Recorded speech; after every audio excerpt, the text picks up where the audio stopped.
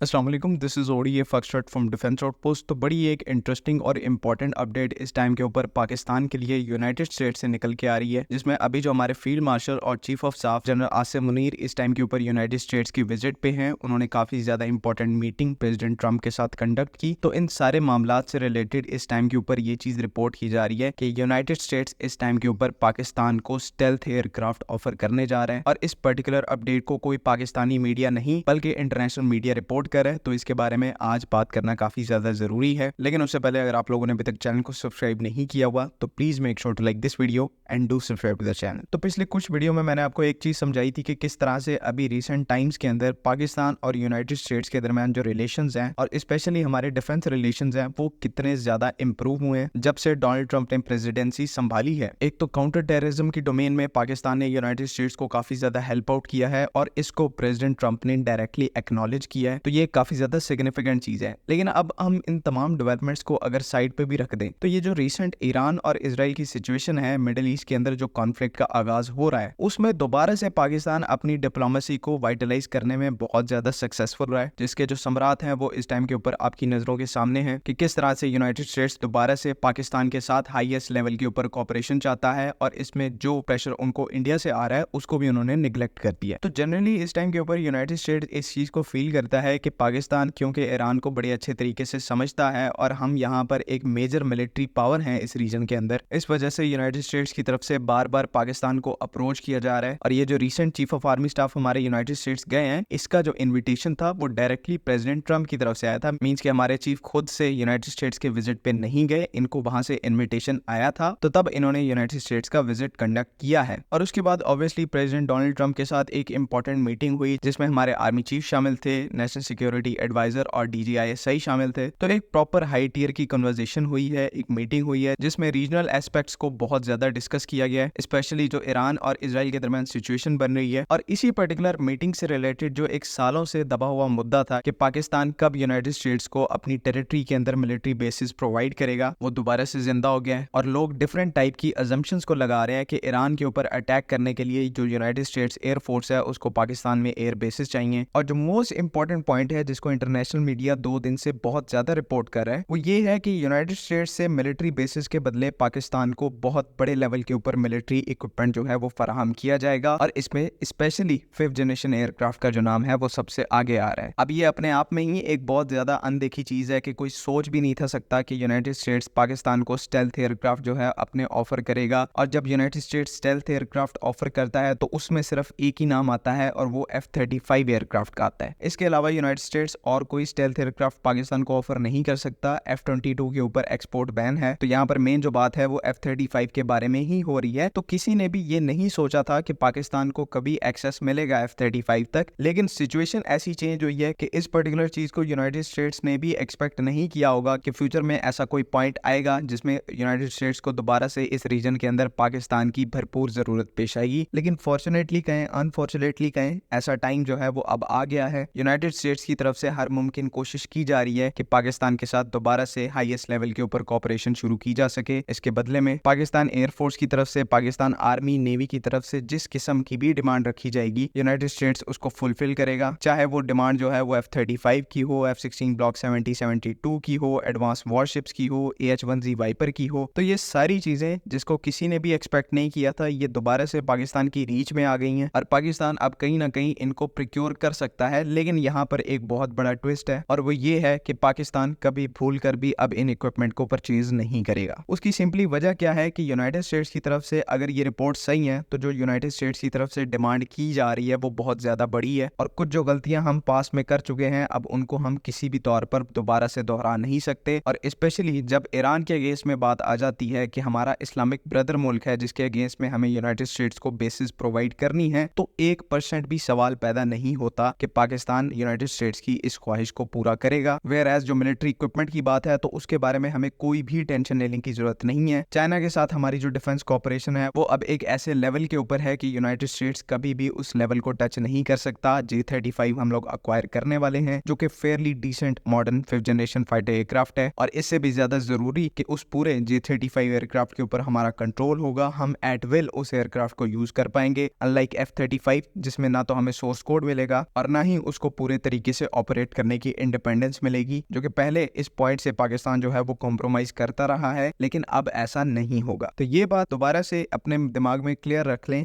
कि ना तो हम लोग यूनाइटेड स्टेट्स को किसी किस्म की एयर बेसिस प्रोवाइड कर रहे हैं, बल्कि इसके उलट में जहां पर भी ईरान को हमारी जरूरत होगी हम बिल्कुल ईरान के साथ खड़े होंगे। चाहे हमें इसके बदले F-35 मिलता है, नहीं मिलता, AH-1Z वाइपर मिलते हैं, नहीं मिलते, ब्लॉक 70-72 अपग्रेड है, मिलता है, नहीं मिलता, तो इस चीज से अब कोई सरोकार जो है वो पाकिस्तान की मिलिट्री को नहीं है। हमारे पास ऑलरेडी इसके अच्छे खासे रिप्लेसमेंट मौजूद हैं और इनसे केपेबल रिप्लेसमेंट मौजूद हैं जिनकी तरफ हम लोग अब बढ़ रहे हैं। लेकिन ओवरऑल ये चीज पाकिस्तान की डिप्लोमेसी और हमारी स्ट्रेटेजिक लोकेशन की वर्सेटिलिटी को काफी ज्यादा शोकेस करती है कि अमेरिका का सिर्फ पाकिस्तान को F-35 स्टेल्थ एयरक्राफ्ट ऑफर करना ये ही बहुत ज्यादा बड़ी बात है, और इस दुनिया में कोई ऐसी कंट्री मौजूद नहीं है जिसको at the same time United states से स्टेल्थ एयरक्राफ्ट बाय करने की ऑफर आई हो और साथ ही साथ चाइना से भी एट द सेम टाइम उनको स्टेल्थ एयरक्राफ्ट बाय करने की ऑफर हो। तो पाकिस्तान ऐसी कंट्री है जिसकी डिप्लोमेसी इतनी ज्यादा स्ट्रांग है कि एक तो हम यूनाइटेड स्टेट्स के साथ जब चाहें उनको रिलेशंस को बिल्ड कर सकते हैं, और चाइना तो हमारा लॉन्ग स्टैंडिंग फ्रेंड है ही है, उसके साथ भी रिलेशंस को हम बहुत अच्छा मेंटेन करके चल रहे हैं। उम्मीद है कि यहाँ पर तमाम चीजें क्लियर हैं। अगर इससे रिलेटेड कोई भी कंफ्यूजन है तो काइंडली कमेंट्स में जरूर पूछें। बाकी अगली वीडियो तक के लिए अल्लाह हाफिज। पाकिस्तान